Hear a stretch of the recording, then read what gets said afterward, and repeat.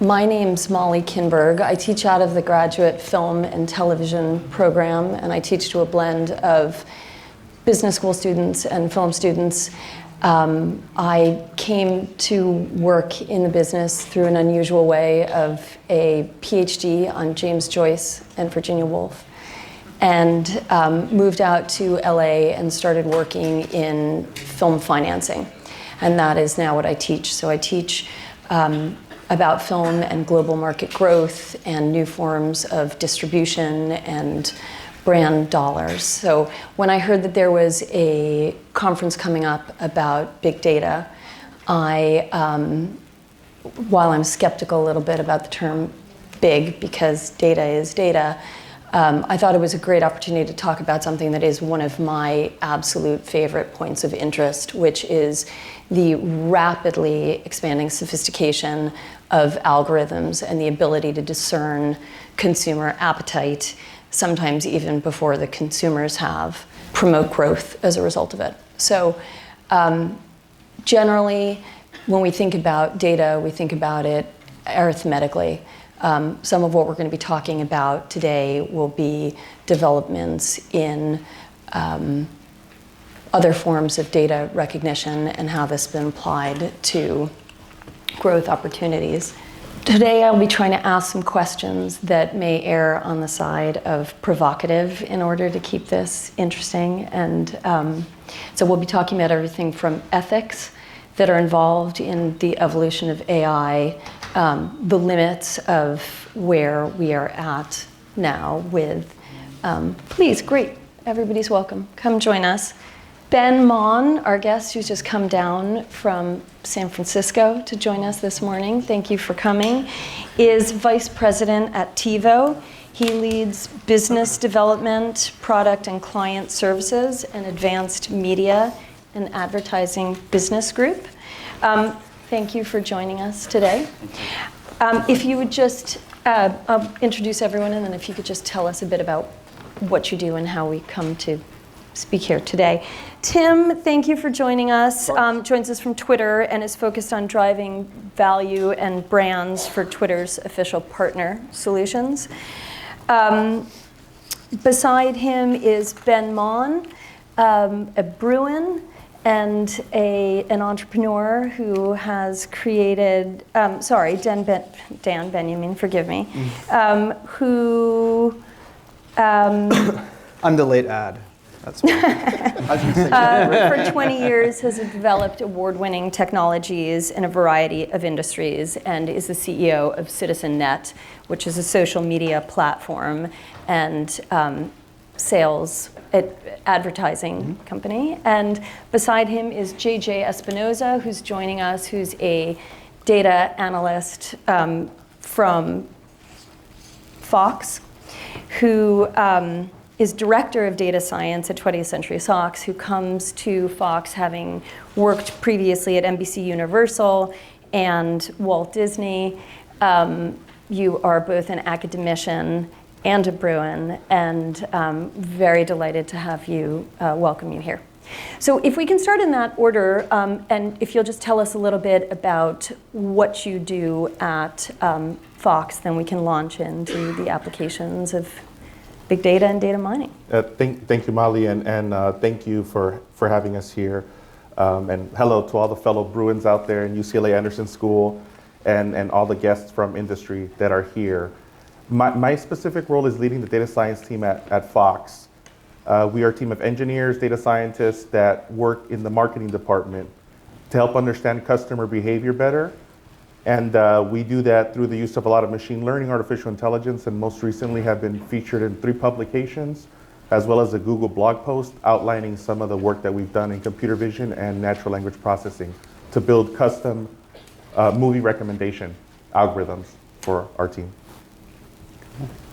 My turn? Yes, please, Dan. So I'm a Bruin as well, bachelor's and master's in EE, and I started in really building companies. So I did a company that did chip design, and then I did a company that made multimedia hardware for automotive, and then most recently I did a company that did social advertising and ad tech for social media. So that company is CitizenNet. which I sold last year to Condé Nast. Condé Nast is one of the biggest publications in the world. They own Wired, Vanity Fair, New Yorker, a bunch of different things. It's a top 10 network worldwide. And CitizenNet is a technology platform that uses big data to make decisions on who to market to. So we have quite a large database of about 800 some odd million social accounts. We ingest about 100 million social activities a day. And then using natural language processing and other sorts of social network analysis, we make predictions of who's likely to buy based on all of that. And then we offer that as a self-serve platform for advertisers. And now as part of Condé Nast, it powers every single social activity that's coming from all of Condé's brands. And that's what we're doing now. Thank you. Tim, do you want to tell us about Tim Murray, thanks for hosting this and thank you for being here. My role at Twitter is within our data and enterprise solutions business. And that is about effectively all the real-time nature of our platform, the historical nature of our platform, and then all of the other insights that you can glean as it relates to what's on our platform from a metadata perspective. And my role is to align with companies across a number of different teams, whether that's in a traditional marketing sense, communication, or product research, R&D, to help them better understand and realize how that data can help lead or be an input to decision making throughout their business. So it's really important that brands, one, understand the power of it from a people and process, and then align as it relates to the appropriate supporting technology. And that's very, very, very critical to us so that brands can move with the scale as well as the speed that our platform is best at. Awesome. So my name is Ben Mon. I'm Vice President of New Ventures at TiVo. Basically, I'm accountable to work with our cable provider partners to acquire viewership data.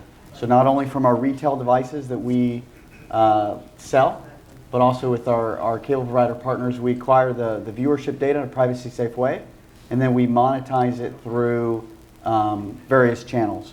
So to inform recommendations, to inform ad tech and advertising, and I run product, business development, and customer success. Thank you. If we can begin, Tim, with you telling us, and from the last quarterly report, I believe there were 326 million monthly active users of Twitter, which puts you at a very uniquely positioned place to convert real-time data to monetizing brand value. Could you tell us a little bit about, I think we would all agree that there's no more real-time zeitgeist mirror held up to culture than the brevity of tweets. Can you tell us how you use this as an opportunity to gather information and build brands? Yeah, I think there's interesting, so it's important to understand Twitter from a brand perspective as well as Twitter from a user perspective. And finding the right balance of how those two come together is really important. And the brands that do it best connect with you on our platform in a way that you want to be connected with. The really good thing about Twitter is people come with a discovery mindset. They come to be informed on something. They come to share something else, whether that's within a framework of their passions, whether it be entertainment, sports, religion, or news, politics, the like. So the brands that actually come to our platform and speak to you in the manner that you want to be spoken to, that respects that, is really important. And it's a conversation. It's a real-time conversation.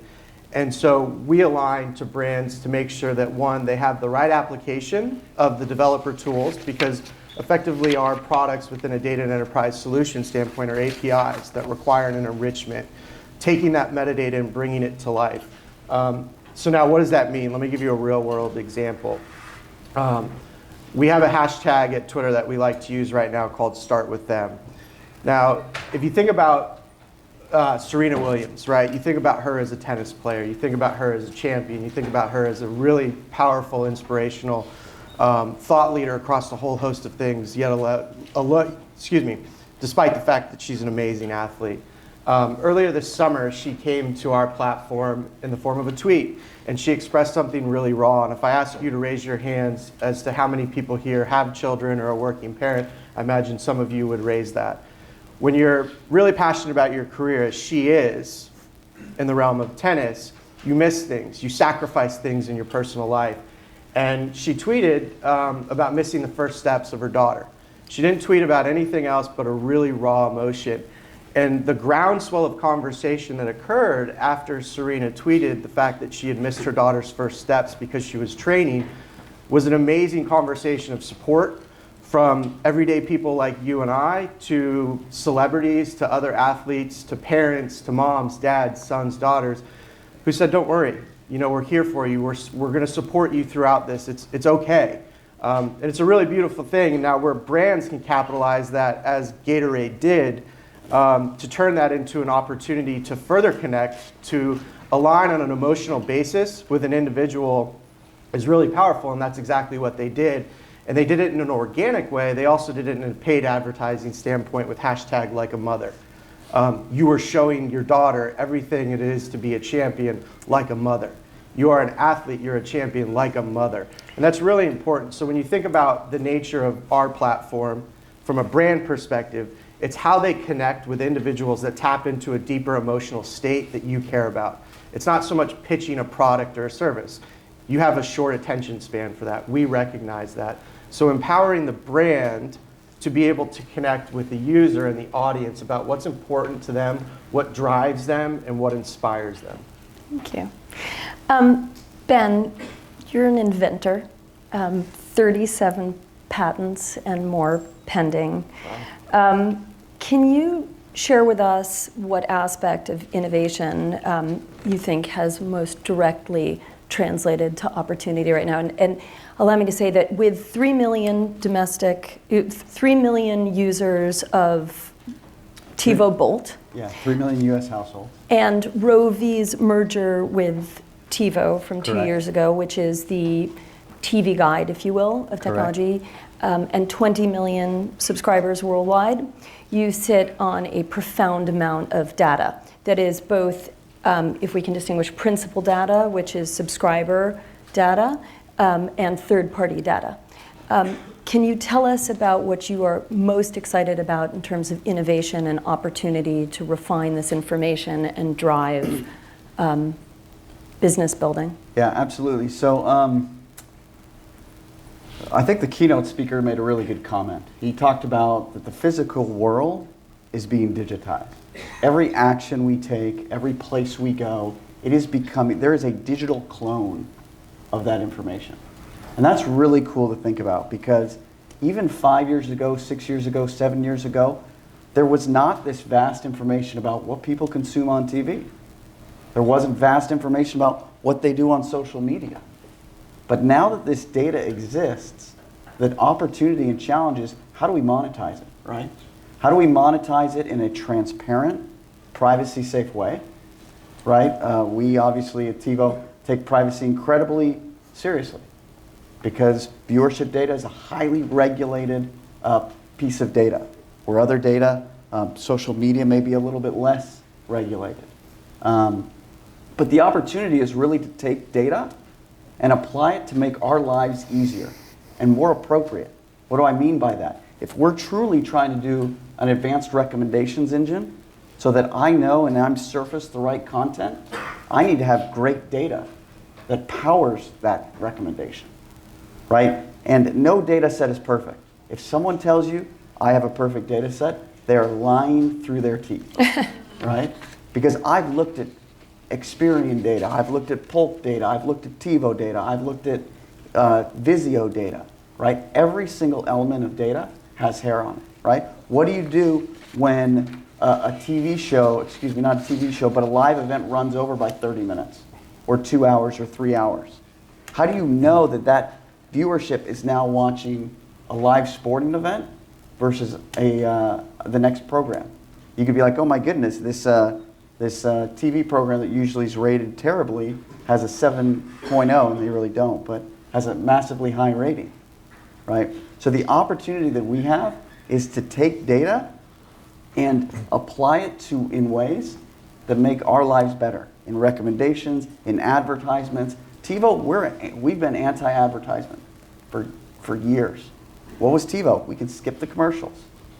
And we'll continue to skip the commercials, right? But additionally, what can we do to actually surface content in paid search or paid promotion that you actually want to click on? We ran a study with a little over-the-top provider.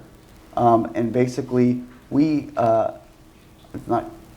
7 times more viewership we pushed to their platform just simply because we put a paid spot to prove to them how powerful recommendation is. Thank you. And you've touched on so much there, including issues of privacy. And obviously, the convergence of AI and big data has the potentiality to go sideways. Last year, obviously, Facebook hit the rocks on Cambridge Analytica. There's a lot new regulation coming down the way, presumably between GDPR and the California Privacy Act. Dan, would you like to tackle for us your views on how... I'm so happy that went to you. Sorry, or if any of you want to jump in, but what you do to how you handle privacy and what you foresee in terms of regulation coming down the pipeline. So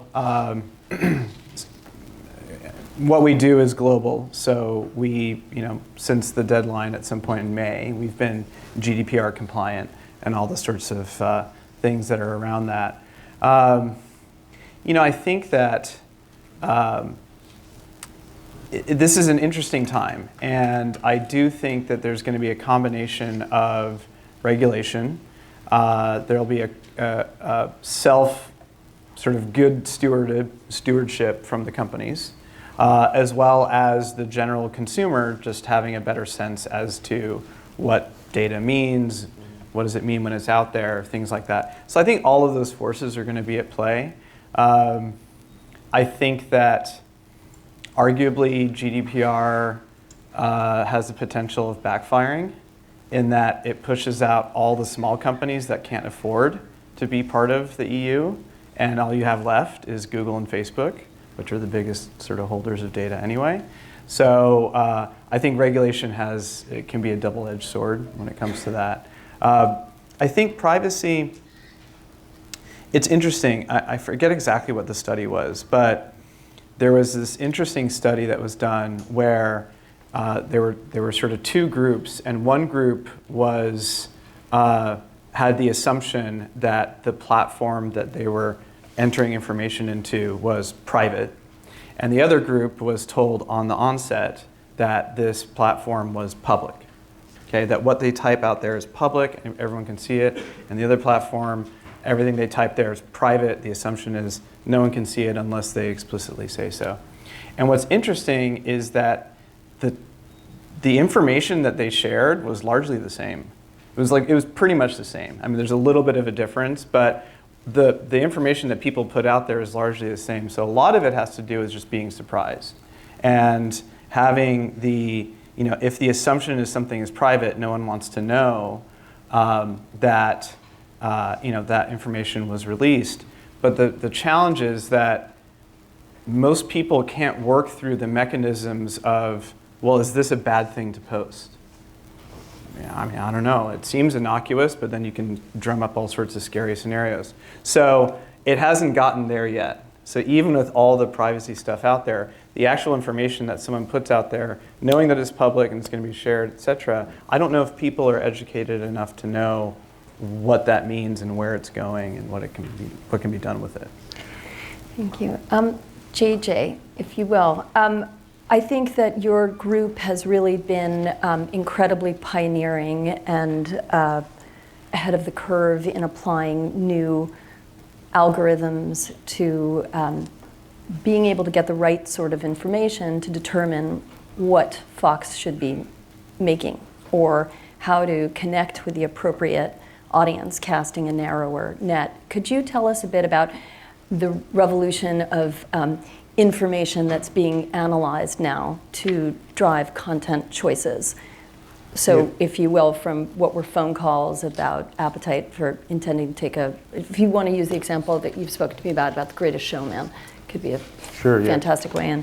Great, thank you. And one of the things that's important to know about the movie industry per se is that for a while for decades, we haven't been really connected to our customers like some of the more modern digital industries. And the reason for that is in 1948, there was a case, Paramount versus the Supreme Court, that basically said that none of the movie studios could own a theater chain.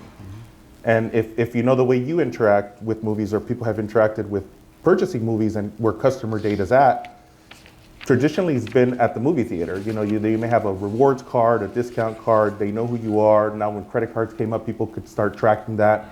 So that lack of vertical integration where we have an exhibitor and we're essentially a distributor, for a while has made it so that, you know, a lot of the cultures in the movie studio, especially because it's a creative culture, weren't really tapping into that data. But what we've been able to do at 20th Century Fox and with a lot of our business strategists, a lot of help from senior leadership, is essentially start bringing in new types of data, customer data. We've been licensing data and information.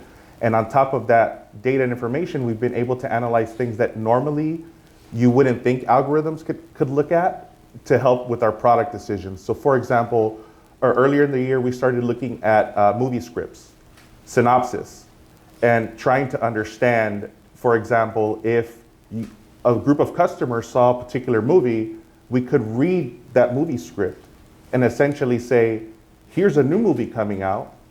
Would they be interested in this movie based on the content of the script? Using, you know, all of their transaction history to basically, you have kind of like a best friend who's an algorithm next to you who knows what you've watched, who can read the script for you and kind of tell you, hey, I think you'd like this movie based on what you've seen in the past. That was pretty new and unique. We've built on top of that after our team went to get training at Google headquarters in data engineering. It was a calculus and computer programming filled adventure for a month. Deep Cloud.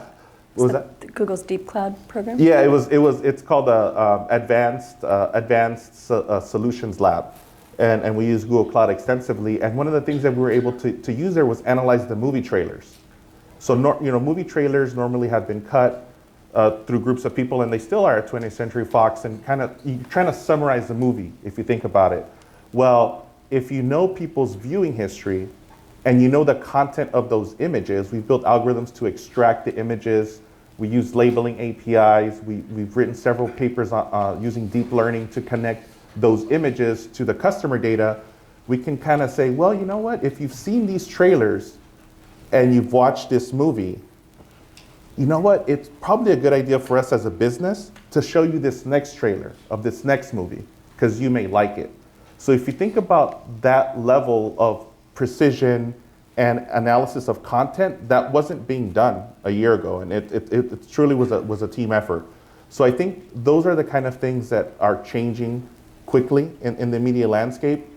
And just to touch on privacy a bit, we also protect a lot of our customer data. We do double-blind ID anonymization. We have mobile data. We have a lot of different information about our customers, and we partner with companies like Twitter, Google, Facebook, and we combine that information in a clean room, basically, where we anonymize the data. Our team doesn't have any emails, any addresses, IP addresses, but we have information about the devices in your pocket, and we anonymize that, and we pass it into a clean room, and essentially the big tech companies can do the same. They anonymize their data, we combine it, and we can get insights that normally couldn't be had before. So one of those products is Google's Ads Data Hub. So I think that kind of transformation that's been led by the data scientist and the data strategist in the company, as well as our leader, Julie, has been phenomenal. It's really been changing the way that we do things. Thank you. And this is a question really for any of you to jump into. As demand has grown for social computers that can communicate more and more effectively with humans in a natural way, and as we watch AI develop so much more effectively, questions come in terms of ethics and what's ahead. So I would ask any of you to jump in and answer, How do you feel that computers can mimic human behavior? Dan, when we were speaking in anticipation of the panel, you came up with something that sounded to me like computer lash. Tell us, do you think that people prefer, where are we headed with? Yeah, I think that it's interesting. If you look at sci-fi films from maybe 50 years ago, and they have visions of the future, a robot looked like a person, right? And so the thinking was like, well, how close like a person can we make a robot? And really, Google's a robot. Alexa is a robot. These things are robots in that they're pieces of technology that we interact with, and they respond in various behaviors. They don't have to take a human form. And I think the sort of lesson there is that the direction of, I think, really interesting innovation, where most of the innovation is happening, is not really in trying to mimic human behavior. It's in doing things that humans aren't terribly good at, or things that are pretty mundane, or things that are maybe dangerous, or things that are just helpful. And I think that the part of the reason why that's the case and why that's interesting, and one of the things that we spoke about on the phone, was I do think that there's going to be a built-in reaction of, well, I don't want a computer to do this thing anymore, right? And a computer could do a whole lot of things to you, and there's algorithms that can write pop songs, and it's pretty good. Like, it can make a pop song, a top 40 song. It'll be very playable on the radio. It's great. But it still needs to come from a human name and face. Still has to be associated with that. No one would say, here's the latest hit from Google, and be like, oh, it's such a great song. So like, it may touch all the buttons. Well, maybe TiVo would have a cool one. I don't know. It's comforting, because it means we may be employable Exactly. in some years. So I think that there always has to be a human aspect, and no matter what, humans want to have a human aspect. So that's always going to be the threshold for computers and AI. Yeah, please jump in. And I would also say, so it's a big data conference, right? We're talking about data. So data and past behavior is really good at predicting past behavior that you're going to repeat, right? It's not really good at predicting impulsivity, right? We know that if we can take viewership data from tons of TiVo boxes, and we can say this person will probably like this movie. But what we can't predict is this person's going to like this movie that they've never done anything or liked before, but they happen to just stumble upon the movie and they actually like it. So when it comes to what's data good at, data is really good at predicting the same behavior in the future. What it's not really good at is predicting something that is totally unanticipated and you don't have any signals that would say you do that, right? How do you code around that? So I think that's why there's always going to be an element that is going to require human involvement. I think that data can do a lot of great things really well, mundane. I love Amazon. Amazon tells me all the time, hey, you need more alkaline size D batteries for your kids' remote control cars. It knows exactly, usually it's about 2.5 months. But I need that. That's awesome. But if I'm going to go buy a modded remote control car that needs lithium batteries, it's not going to know to do that. So now you guys know my weekend plans. JJ, can computers be funny? Can computers be funny? I think, well, the fundamental thing that a computer does, especially a machine learning algorithm, is it essentially labels things. It's a master labeler, and it's a master number estimator if you give it the right data. So from what I've seen in terms of natural language capabilities, I think a computer will have a hard time being funny unless it had thousands and thousands of examples, tens of thousands, of what was funny and what wasn't funny in terms of sentences, and it probably won't do that great of a job. We actually had this conversation, not exactly pertaining to humor, but with Google's Magenta team this year, which they worked with song lyrics, music generation, synthesis of instruments. And one of the ideas we had was, could we get, for example, like a Deadpool script, I'm just making this up, and a Predator script, and what would be the intersection of those two? And can a computer write that script for you? And what would that look like? We talked to some of the best experts in the world. We've actually designed algorithms, and it spits out kind of garbage. It doesn't spit out things that are that great. If you look at the NLP that you interact with every day, the text completion, the Gmail auto completion, you're looking at probably some of the best deep learning, they're called recurrent neural networks, probably in the world. And they tend to be pretty good at predicting like the next few words that are coming up, the next few sentences that you need to type up. Even some of the song lyric generators or script generators, they're kind of parsing sentences from other songs. If you started brand new with blank, it'll spit out kind of gibberish. So I think it'd be a challenge for a computer to be funny. You could program it to spit out jokes people have said before, or a mixture of them. But I think at this time it'd be pretty difficult to get it to make you laugh consistently.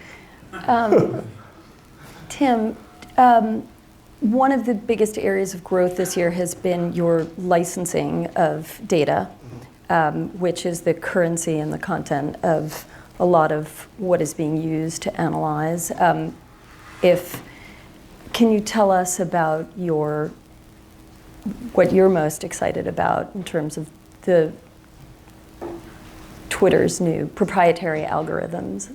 So from a data licensing perspective, it's important to remember Twitter's ultimate priority, number one above all else, is the user and creating a meaningful experience for the user. By virtue, we're public. And that's always been the case it's always been a public conversational mechanism in real time at global scale. And from a data licensing perspective, it's still paramount that user and what they expect of us and trust in us is there, and it's clearly defined, and it will grow and change, and we're having a conversation across the board to ensure that is maintained and will continue to be maintained, especially as the environments continue to adapt and change. From a licensing perspective, Twitter's data APIs have always been public and searchable, and that's a good thing because ultimately it allows developers and the partners that we work with to connect with you on our platform in a meaningful way that benefits you.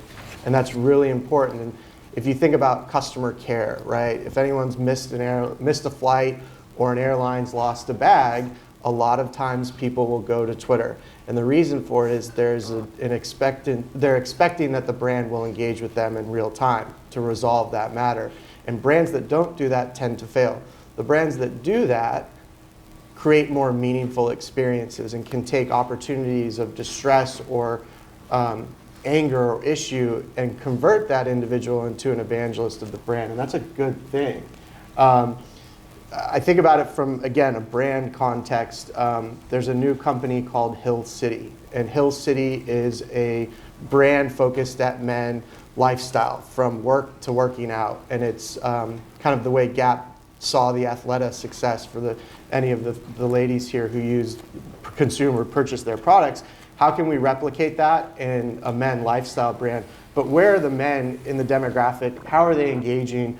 What do they want? And how can we connect to them with purpose in the manner in which they want to be connected with? So they launched the brand on Twitter as well as Facebook through the form of a chatbot. And that was the immediacy and scale, but it was also the way to connect in a very transactional, and I say transactional not in a negative light, transactional in the way that efficiency, to get exactly where and what an individual wanted in a particular instance. Do I like pants? Do I like color? What are my sizes? Immediacy of getting that, providing that connection to the individual from the brand perspective to help drive and adapt what those pants or shirts or jackets or shorts would then look like. And that's a really powerful thing if you think about connecting with people and the platforms and the manner in which they want to be connected with, but allowing that to fuel a new user experience and allowing that individual to become your brand ambassador or your brand evangelist. And that's really important, and that's a good thing, and that's how we think about it. Now, ultimately, our policies of how our data is licensed are very public, and we put them out there, and we expect and we monitor as it relates to those folks and how they're using not only our data APIs, but what that overall experience to you looks like on our platform. Thank you. Dan, if you will, for a moment, Live Nation is one of your biggest clients, and I think that the study of data around ticket buying has been one of the most dynamic over the last few years, particularly as there are so many changes in terms of what drives revenue away from, well, if Napster tanked things for actual licensing years ago, it became touring, and then the complexities of third-party sellers has created a uniquely opportunistic moment for you to discern who are buyers, where are they buying. Can you speak to some of your work in data analytics to create value for Live Nation? Yeah, so I think the events business is really interesting in that, Live Nation just announced a couple weeks ago, their Q3 results, and it was their highest revenue quarter ever. I think it was about a $3 billion quarter. And it's interesting, they've grown at quite a good clip, whereas, and what's happened to the music business is that it's, at least from Live Nation's point of view, is promotional material for the live event. So the money has moved to the live events. And what's interesting about live events is that you have all these locations, you have a tour that you need to sort of route someone through, you have populations there, and what are you trying to do? You're trying to maximize the number of ticket sales. Well, there's a sort of a yield management kind of problem where how many shows of do you book in Los Angeles at Staples Center? Let's say someone does a show. They get close to selling out, you add another show. Well, there's a cost for each show. That's another however many thousand seats. You have to be pretty confident that you're going to be able to sell that out. So there's a lot of work that goes into making predictions of who's willing to buy a ticket. It's hard to do because if an artist is coming into town, they may have a fan base of, let's say, 50,000 people, and let's say 5% of them actually end up buying a ticket. Well, who are the other people that you can market to? Is it maybe other bands that artist was in? Is it sort of adjacent bands that are a similar sort of genre? How far out can you go? What computers are good at doing is sort of sussing out the non-obvious people that are willing to buy a ticket. But you got to be able to do it with enough confidence to book the show, right? So you have to have a certain amount of confidence that you can sell out, that theater. The other challenging aspect of it is that when someone buys tickets for a show, they're buying 2 to 3 tickets. So you only really know about 50 to 1/3 of the audience. The other people you don't have any data on. So that's the other sort of challenge. Now there's things that are happening with RFID tickets where it's like a wristband and everyone has one of those, and there's interesting things you can do with that. But that Live Nation taps us for that type of intelligence, and it's an interesting problem. It's sort of like booking airline seats, essentially. It's the same sort of idea. How many jets do you have up in the air at any given time? Well, I'm afraid we are now out of time, but I want to thank you all for joining and for traveling and for what I find to have been a really spirited and interesting conversation. Thank you all. Thank you. Thank you.